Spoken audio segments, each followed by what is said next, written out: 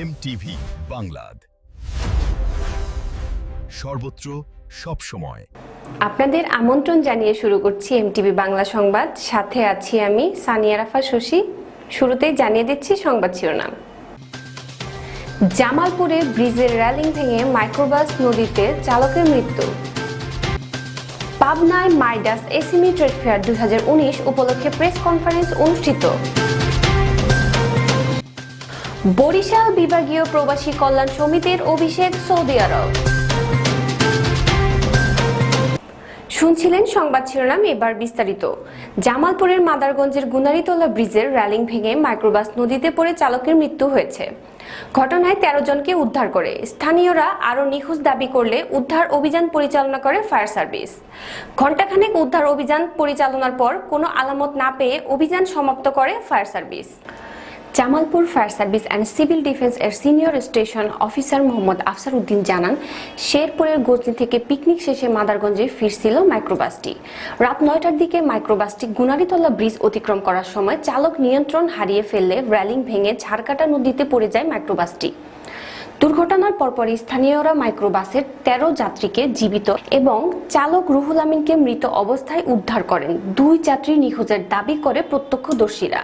জামালপুর থেকে fire service কর্মীরা ঘটনাস্থলে গিয়ে নিখোঁজ 2 যাত্রীর উদ্ধার কাজ শুরু করে। তবে ডুবুরি টিম দিয়ে উদ্ধার অভিযান পরিচালনার পর কোনো আলামত না পেয়ে অভিযান সমাপ্ত করে ফায়ার সার্ভিস। মাদারগঞ্জ থানার অফিসার ইনচার্জ মোহাম্মদ রফিকুল ইসলাম জানান, দুর্ঘটনা পরপরই 13 জনকে মাইক্রোবাস থেকে উদ্ধার করা হয়। শুধুমাত্র চালকের মৃত্যু হয়েছে, মূলত নিয়ন্ত্রণ হারিয়েই এই দুর্ঘটনা ঘটে।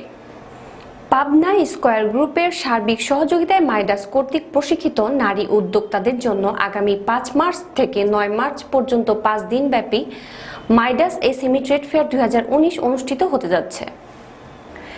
এ উপলক্ষে আজ সকালে পাবনা প্রেস ক্লাবে প্রেস কনফারেন্স অনুষ্ঠিত হয়েছে। কনফারেন্সে প্রেস বিজ্ঞপ্তি পড়ে শোনান মাইডাস এর ব্যবস্থাপনা পরিচালক ডক্টর ASM মশিউর রহমান। এ সময় উপস্থিত ছিলেন পাবনা প্রেস ক্লাবের সভাপতি প্রফেসর শিবজিৎ নাগ, পাবনা সংবাদপত্র পরিষদের সভাপতি আব্দুল মতিন খান, প্রেস ক্লাব সম্পাদক আখিনুর ইসলাম রেমন, মাইডাস এর AGM ইব্রাহিম হোসেন সহ পাবনায় কর্মরত প্রিন্ট অ্যান্ড ইলেকট্রনিক মিডিয়ার সাংবাদিক বৃন্দ। জমকালো আয়োজন ও উৎসব মুখর পরিবেশে প্রবাসী বরিশাল বিভাগীয় সমাজ কল্যাণ সমিতির অভিষেক ও বাৎসরিক বনভোজন অনুষ্ঠিত হয়েছে। শুক্রবার জেদ্দায় স্থানীয় ইস্তারাহাত দেওয়ান ভিলায় আয়োজিত অনুষ্ঠানে বরিশাল প্রবাসী ছাড়াও বিভিন্ন জেলার বিভিন্ন পেশার প্রায় 1000 প্রবাসী অংশ নেন। বিস্তারিত দেখুন আমাদের জেদ্দা প্রতিনিধির রিপোর্টে।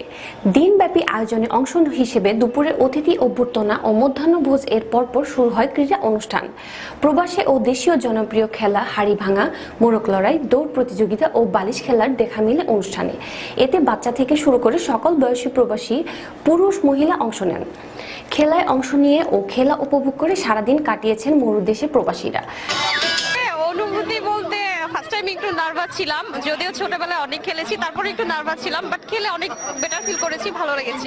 সৌদি আরবের বর্তমান পরিস্থিতিতে সপরিবারে প্রবাসীদের অংশগ্রহণ ছিল চোখে পড়ার মতো।